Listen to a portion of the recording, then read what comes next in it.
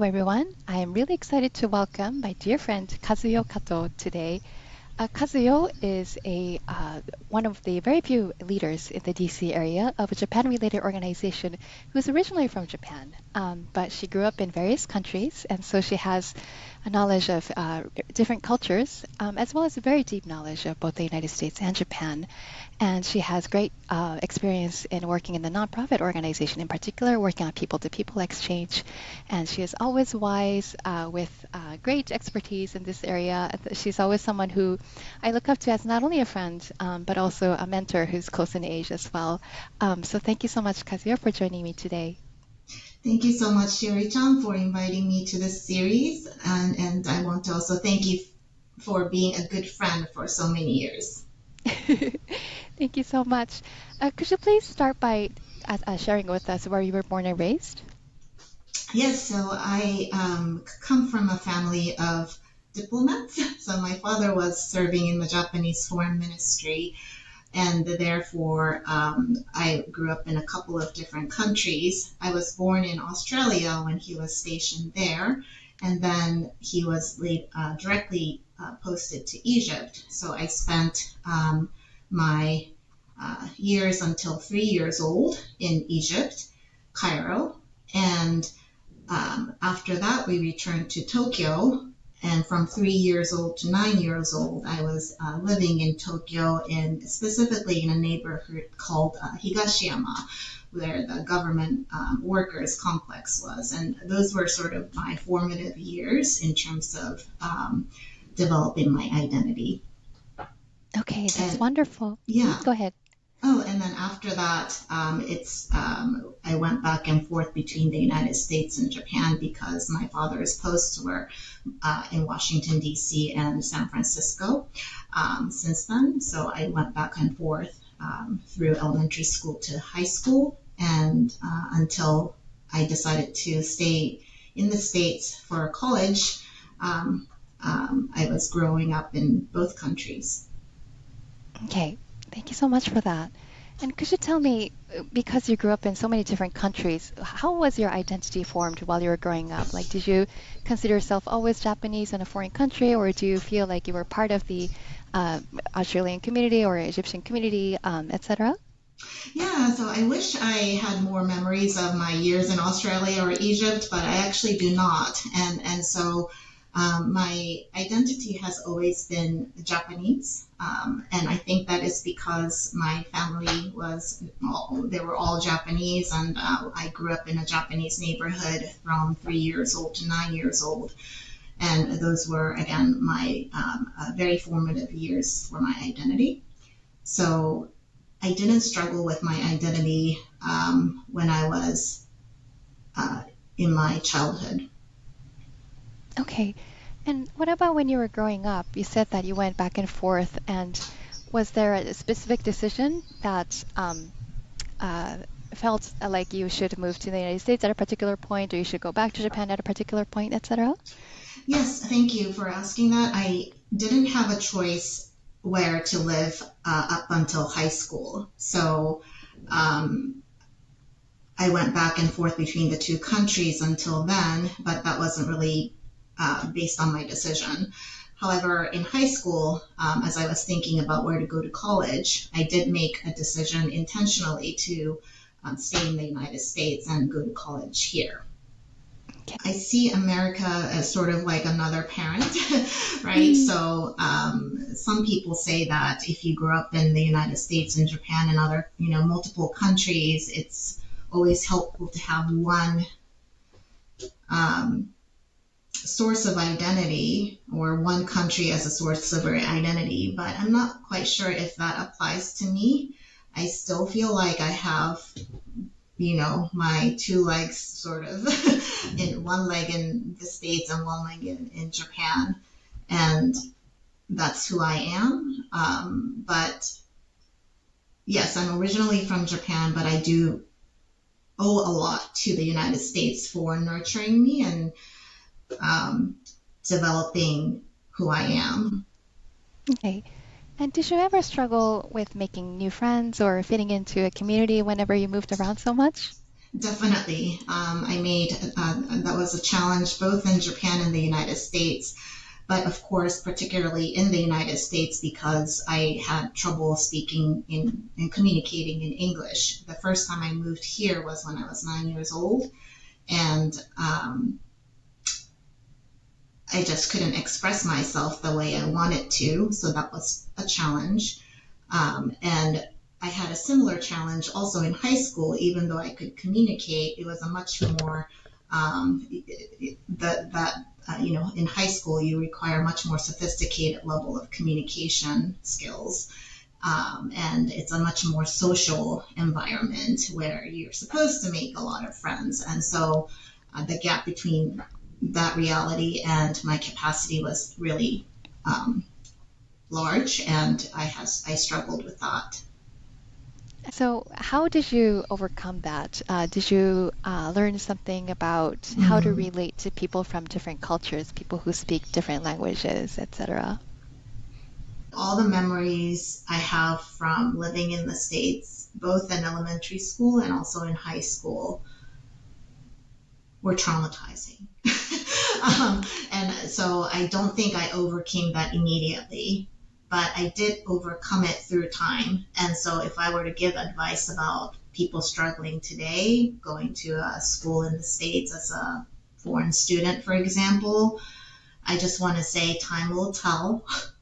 Hmm. And even if it's difficult now, eventually as you grow up, that would the experiences you're having today, if you stand firm and just get through it, eventually you'll come out of it stronger.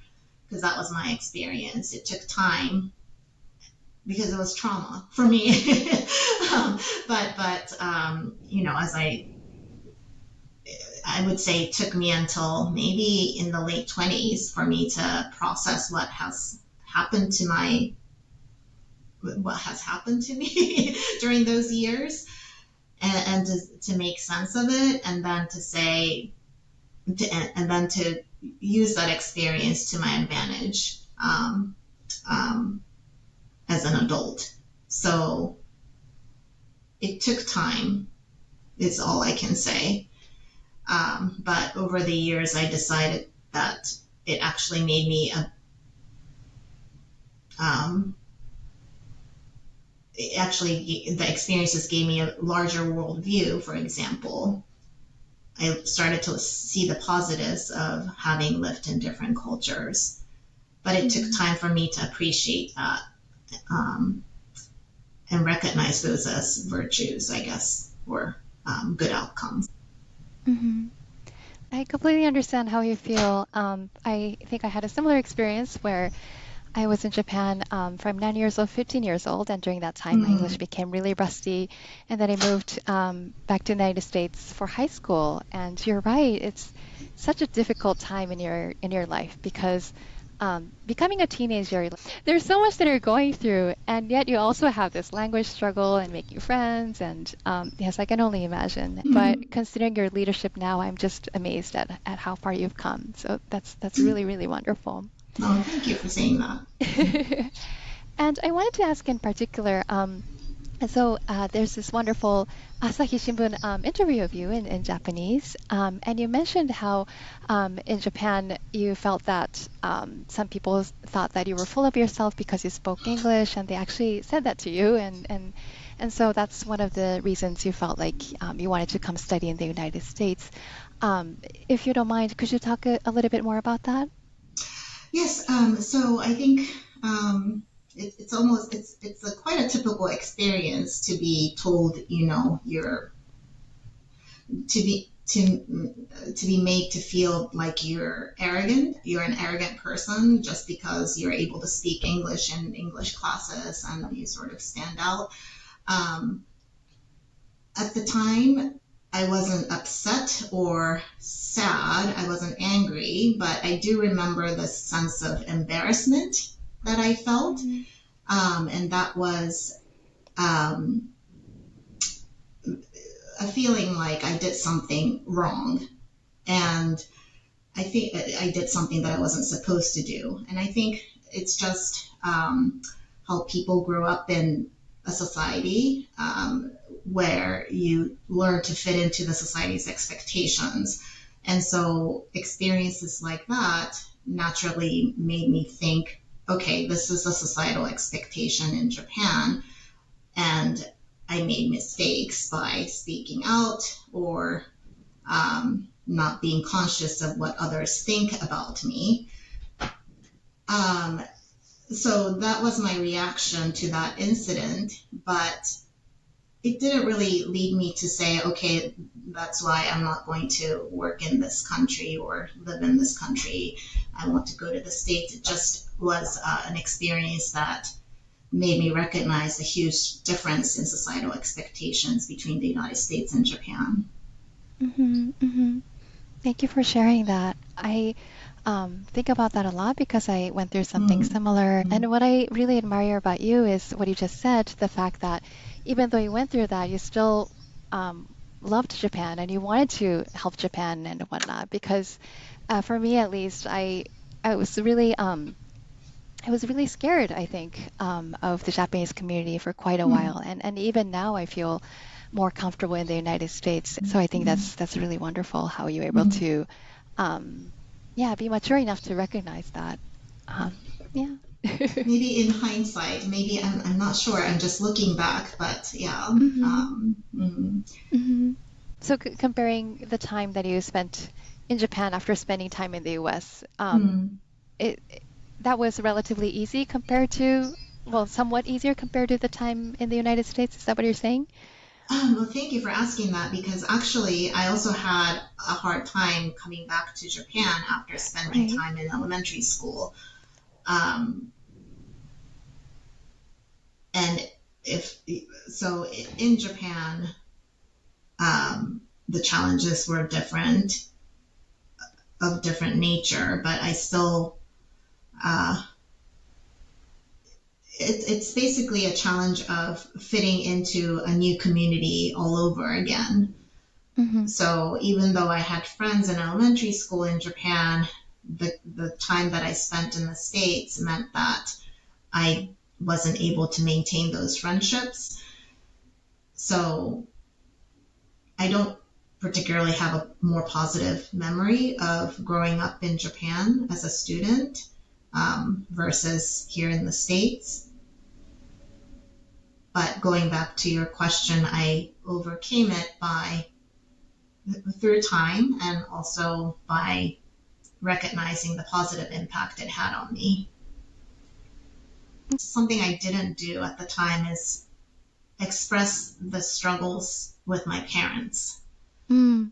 I didn't do that. And I'm not sure if that's a common experience for people who go through this, but I didn't have the guts to say to my parents, I'm struggling making friends. Um, and so I don't think my parents were aware. But if I were a parent and my kids were struggling, I would hope that they would share that because family support could make a big difference.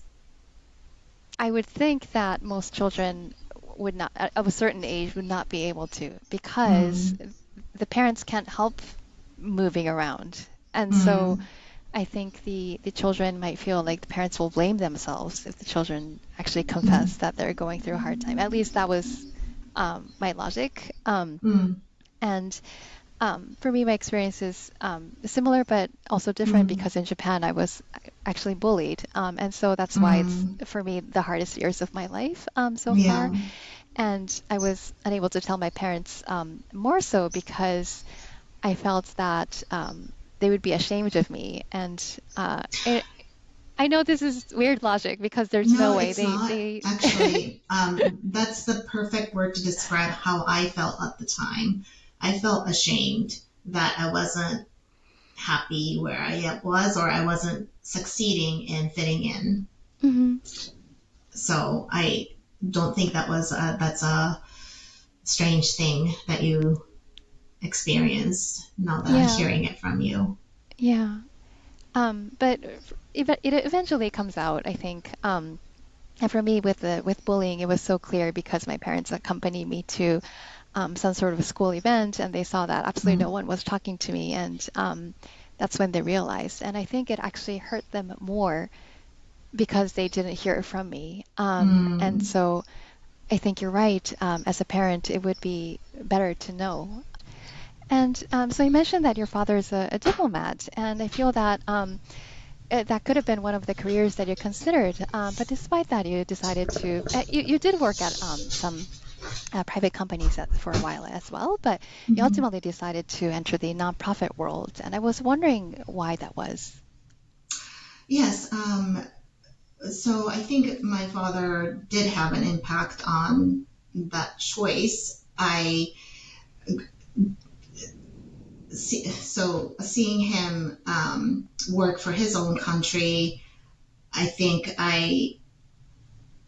he instilled me in this idea that working for your country or something larger than yourself is very honorable and a wonderful thing to do. And so um, I've always had this sense of duty that I need to do something for the society or something greater than your individual happiness. And I think the nonprofit sector has that mission, right? Each nonprofit has a mission that is greater, that is to contribute to the larger society. And so I think my upbringing did have an impact in that choice. Okay. And would you mind explaining what you do for us at JCIE? Yes, so JCIE stands for Japan Center for International Exchange.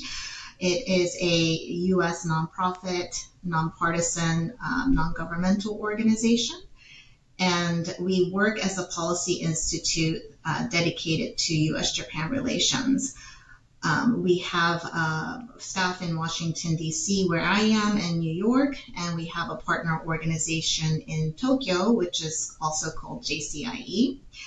And our mission is really twofold. One is to try to deepen understanding about Japan and U.S. Japan relations among the U.S. Community, particularly the policy community. We also have a mission to deepen collaboration between the two countries in areas of mutual interest and need. So, for example, we run programs where we bring people together from the two countries to engage in bilateral research or dialogues. We also have programs that involve study tours and exchanges between current and future leaders between the two countries. If I may raise some examples, every year we, for example, bring a bipartisan group of U.S. congressional staff to Japan to participate in a week-long study tour in Japan. And that is really to try to improve their understanding about the importance of U.S.-Japan relations as a key staff member of supporting members of U.S. Congress. We also have thematic programs where we hope that U.S. and Japan will exercise greater leadership and collaborate in such as global health, democratic resilience in Asia, healthy and active aging, and women's leadership. Okay. Thank you so much. Of course, it's always difficult to be a leader of an organization. And but I think everything that's going on, like socially and economically too, I think it's really hard to keep an organization together and keep your staff motivated. And I really Mm-hmm. admire you for doing that. How do you, yeah, how do you stay motivated? You mentioned in the beginning that you chose the nonprofit world because you wanted to work for something bigger than yourself. Mm-hmm. But when you see uh, uh, people in similar fields, for example, people working in international development who are trying to help others and they're no longer able to work because their jobs are in jeopardy or economically they have such difficulty. How do you keep yourself motivated and how do you motivate your staff members, if I may ask? Hmm. it's a challenge. It's not easy to, I mean, the nonprofit sector has its own challenges. You need to fundraise and find people who are willing to support your work. I think it is a sector for people who are very mission driven, right? So if you're not that kind of person, it's going to be a challenge. But for me, I truly believe in the importance of bringing Americans and Japanese experts together. And I truly believe that fundamentally there are shared values and goals that between the people of our two countries. And so I'm personally a very mission driven person, and that keeps me going. Thank you so much. And shifting gears a little bit, I wanted to ask about your leadership style. So as we talked about, you're one of the few leaders of Japanese ancestry, even of Japan-related organizations in DC, and I think that's really wonderful. And I was wondering if, in Japan, it's really kind of frowned upon to stand out, or that's traditionally been the case. Maybe things are changing recently, but how do you consider, how did you develop your leadership style despite, growing up in that environment? Do you feel like your upbringing in the U.S. helped a little bit, or how did you, develop your own personal leadership style, if I may ask? I'm still working on it. I am kind of learning through trial and error and also observing other leaders to decide what I think is effective leadership. And the way I define effective leadership is if you can, as I was mentioning earlier, if you are able to bring other people to join you in achieving certain goals or a certain mission. So I'm still learning how to do that.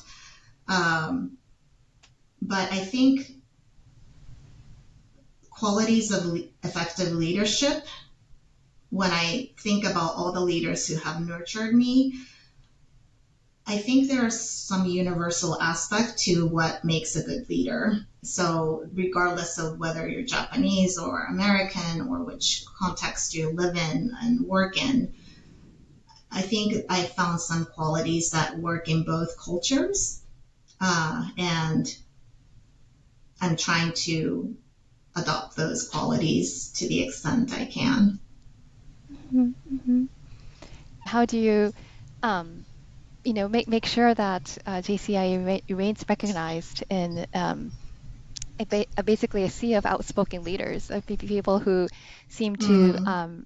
really like and excel at going out there and putting themselves out there. And how do you exert your own organization and yourself and your own leadership? Yeah, it's very hard. There are, but I try to tell myself as long as we do good work,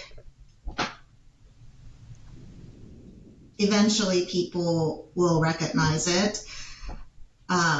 Meaning, I've learned through time that leadership is not just about visibility, right? So I think there are a lot of visible leaders, and there was a time when I thought to, being a strong leader means you have great visibility.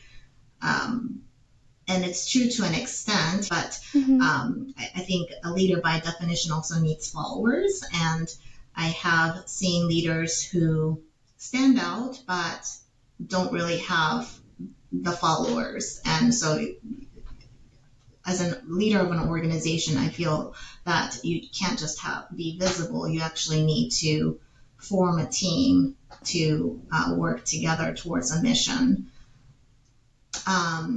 There was a time I also thought that a strong leader cannot show weakness, but I've also seen leaders who compensate their insecurity with a show of strength to an extent that they also have weak followers. And so as a leader of an organization, I do try to recognize that um, I can be true to myself as a leader, and it's more important to seek help from staff where you're not feeling confident about something. And that's what working with a team means. And I also thought that I need to be fully 100% confident about everything I do as a leader. That is certainly not the case. But what I did learn is that you face so many uncertainties, and that's okay. You may be uncertain about what you decide to do, and that's okay. But as a leader, you need that courage to decide, right? With the to the extent possible, making decisions that you think is right for the organization.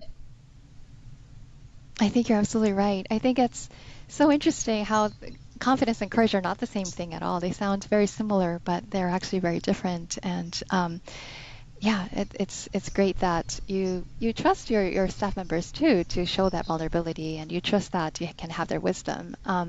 But I think it's absolutely right that you need to be the one to really show the courage and take action based on that feedback that you get from them.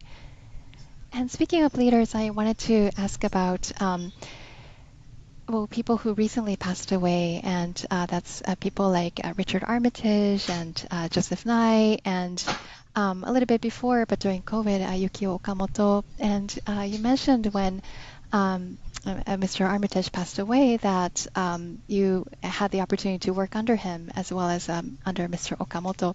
And I was wondering if you could share a little bit of the your experience working for the two of them and what you learned from them in terms of leadership and courage and taking action, etc. Right, right. No, thank you for that question, because I feel enormously grateful for the opportunity that I had to work with individuals like Richard Armitage and Mr. Okamoto. Um, One concrete advice or statement that Mr. Armitage had made about leadership that I still think is an example of a universal value that applies to both the United States and Japan. He said, and this was right after the Iraq War, he said, a good leader needs three elements: vision, execution, and accountability. And I think those qualities are actually not unique just to the United States. So that's just one message that I remember from Mr. Armitage. But I do want to share sort of my observations of their leadership that I think is quite special. One is this enormous energy that they brought to any room. And I don't think you can learn to have that kind of energy. Maybe I'm wrong, but I sometimes think you might just be born with it. But it's one of those energies that make other people want to work for you and follow you and do the best job. To this day, I don't know if that's something you can learn to project to yourself. But I do try to bring that energy with me when I can, because I know that that kind of energy helps other people. There are a couple of things, I guess I can think of three things that were common about the good leaders that I worked for, like Mr. Armitage and Mr. Okamoto. The latter, I only worked as an intern, so the experience might be a little different for other people. But one thing I can say sort of related to their energy is they had speed. So they didn't sit around. They were always acting, I feel. They didn't waste time. So I guess it's an indication that they were always working very hard. And I tried to do that myself. Second, they were very fair and clear. So they might tell you things that you don't appreciate at the time, or you are taken aback at the time. Things were not sugar-coated all the time, but it's what you needed to hear at the time. And I realized that looking back. And those are the best advice I've gotten throughout my life. And finally, something in common about good leaders. They're funny. They can be very silly. And Mm. I think about why that is, and they're never guarded in a way that certain people are, and they don't show, the silly side of themselves, or maybe they're not a silly person, but at least the leaders I worked for, who I enjoyed working for, they had a sense of humor, and I think that is important because that's where you connect with people at the human level, and so yeah, that's the last thing I would say about the good leaders that I've learned from. Thank you so much. Energy, speed, and sense of humor. I think those are really, really important elements that you just shared with us. And I think you're right. Some people have charisma that they're just born with. But I think it also comes from experience because I think confidence gradually develops as you learn to lead more people and you gain more followers, etc. So I think that's something that you certainly have. And I'm not just saying this as a friend because whenever I get to work with you in the context of JCIE, you are always so thoroughly prepared, and I think that's something that it helps you be calm and confident, and yeah, you always as a moderator, you're always wonderful, and as someone who gives opening remarks and whatnot, it seems like you've done so much research, and you're always personable, and you make people laugh and feel at ease, etc. So I think you've definitely incorporated all the elements that you just discussed. Thank you for that. Thank you.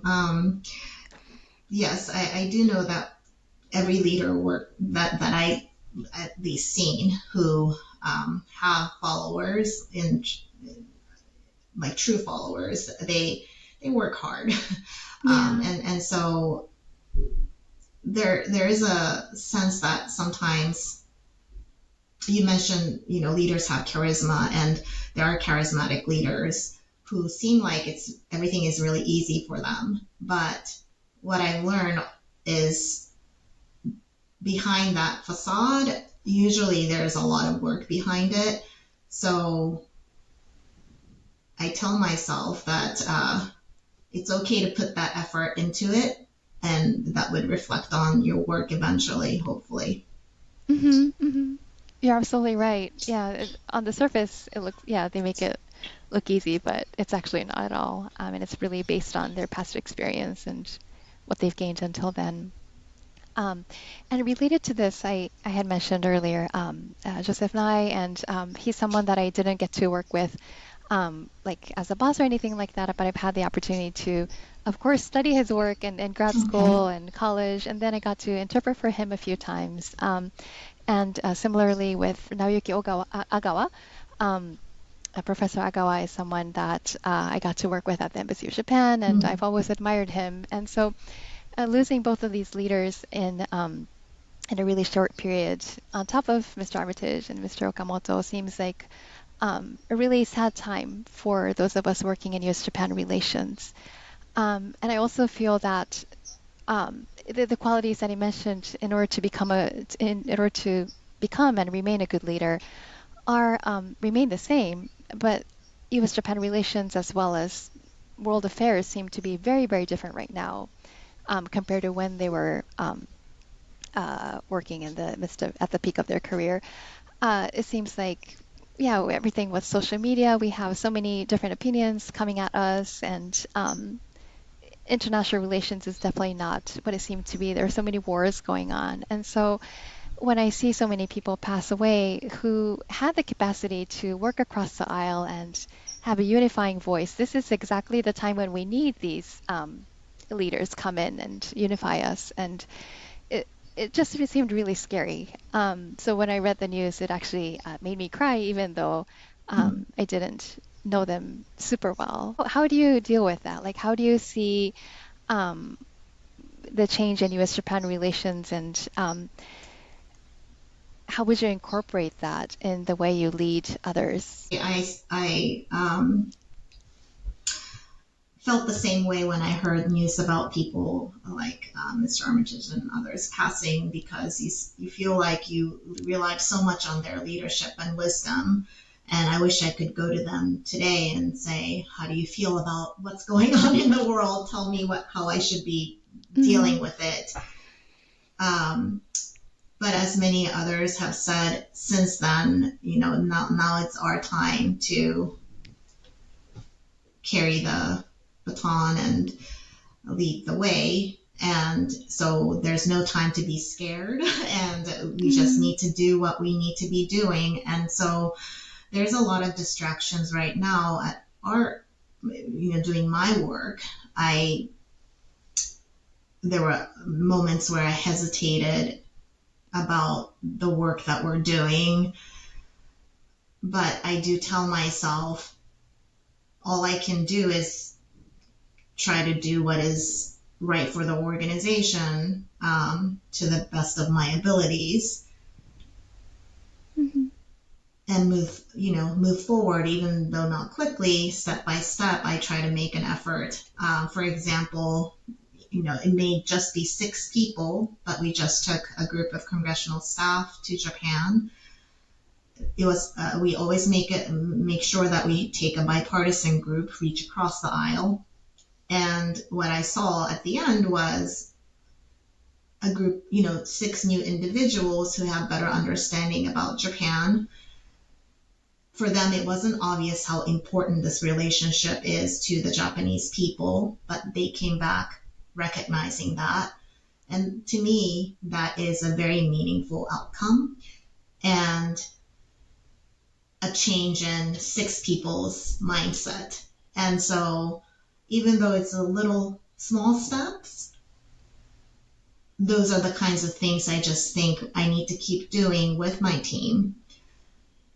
And the group also got along among themselves too, even though they were from different, political affiliations. And so that gives me hope that these efforts can eventually, these kinds of efforts do form that foundation that we need to continue to strengthen for the relationship. The common experience that brings them together in a positive way was the U.S. Japan relationship. So I feel very happy about that. I think that's a really wonderful perspective. You're absolutely right that for them it was such a I'm sure it was a really memorable experience. I'm sure you also made an impact on the people that you introduced them to in Japan as well. So you're absolutely right. Even though it's such a difficult and scary time, you are really making a huge impact. I wanted to shift gears a little bit and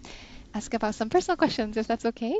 Yes. So I understand that your husband also has a multicultural background and has ties to various countries. And may I ask, is that what drew you to him when you first met? And how is that dynamic? I think so. We have no common background in terms of where we grew up or where we work today. But the reason I think we got along was because both of us grew up in different countries, from where we originally were from, and had a very open-mindedness about people, that they can come from different backgrounds. And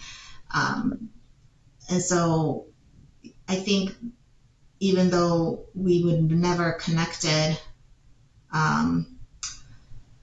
if it weren't for online dating apps, what brought us together is this common experience of being multicultural, because we both are not surprised if, to meet people who are very different from us.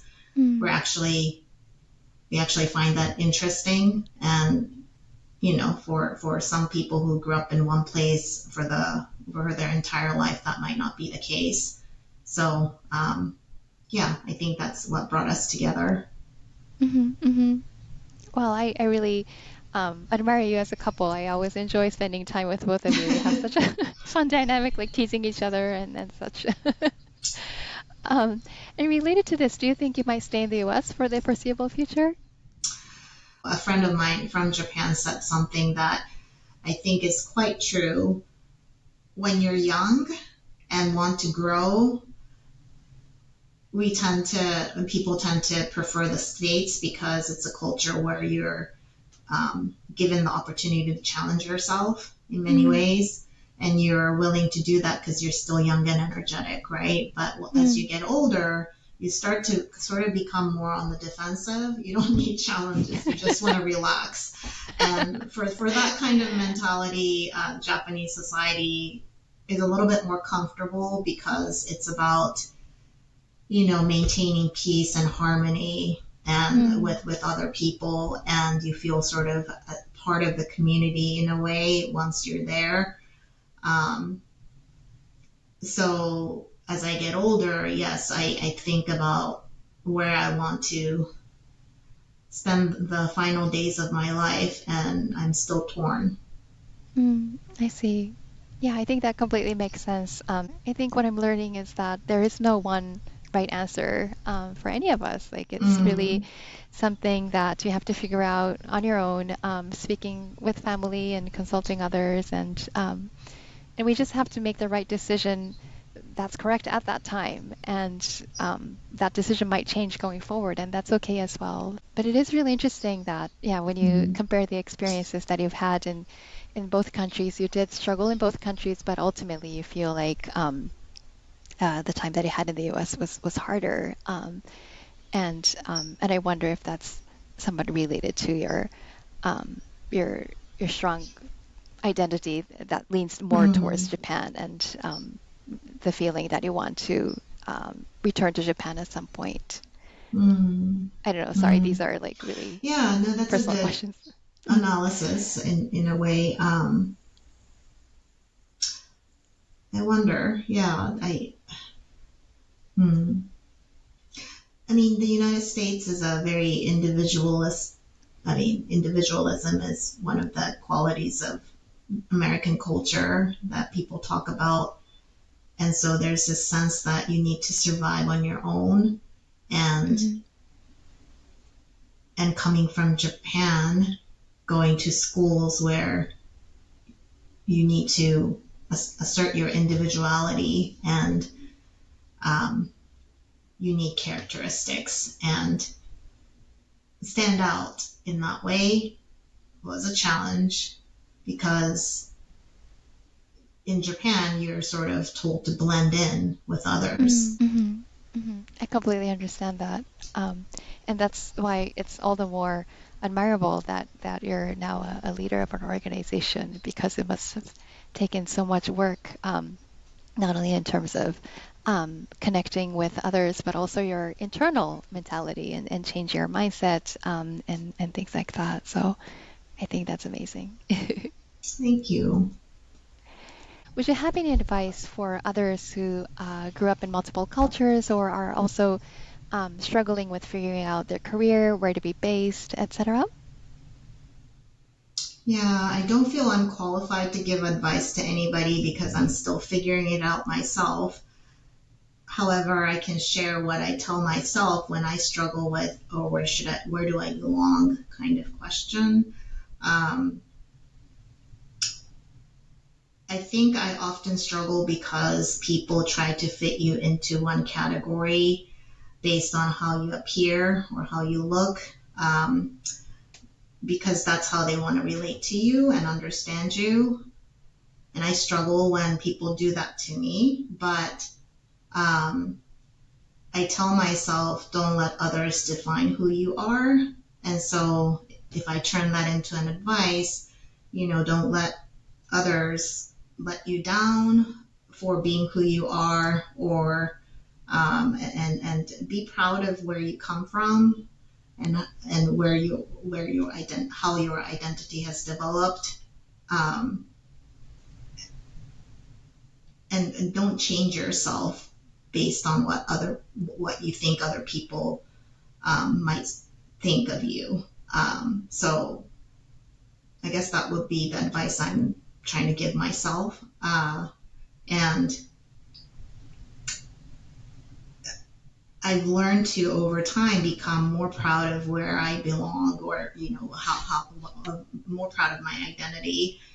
And so the older I get, the more I feel like I want to contribute to maintaining certain traditions from Japan Mm, or the States,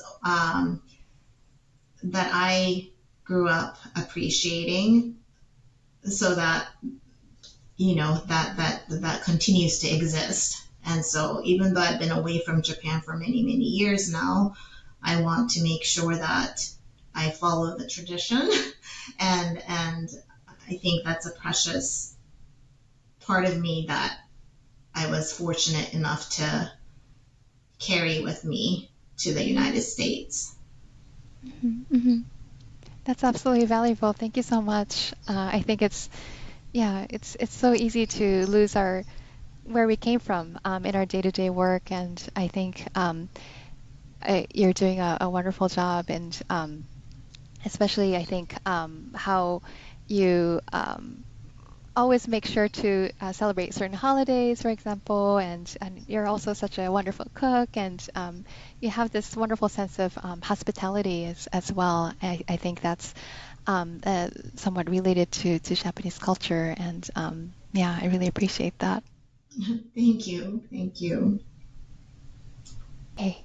Yeah, I think we've covered everything. Thank you, Sherry John. You gave me an opportunity to think through um, my experience. It was a good exercise. Thank you so much for answering my many personal and pointed questions. You've been so kind and patient with me. I really appreciate it. No, thank you. Thank you for the opportunity.